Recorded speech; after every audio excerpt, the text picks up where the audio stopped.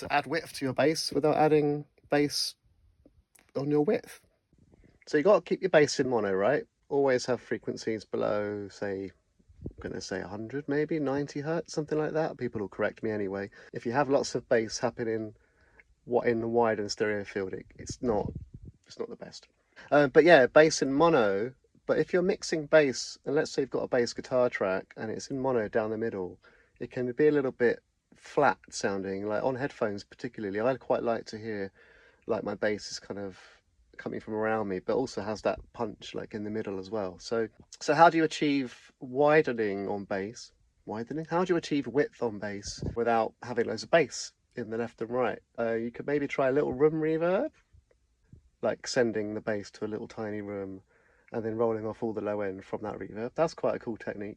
But this is another technique that I've just been using with Echoboy by Soundtoys, and I'm going to show you. In fact, I'll probably have to do another video after this with not recorded with my phone because you can't really tell that much on my phone. Right, so we've got my bass, which is a bass guitar. It's a really nice, it's not super subby, it's a nice tight sounding bass.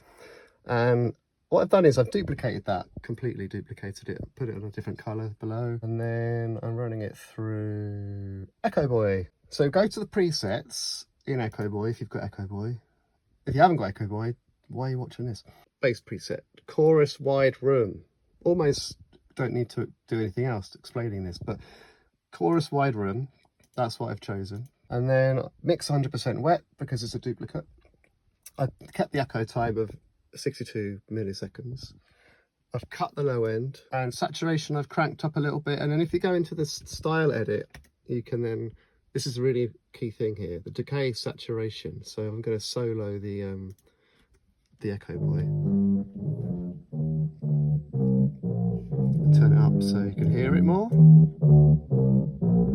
Now that's really wide, and I'm boosting the saturation. If I turn that down,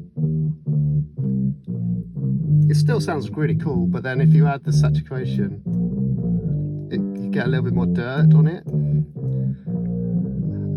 And then running that through an EQ further to just shelf off too much of the low end.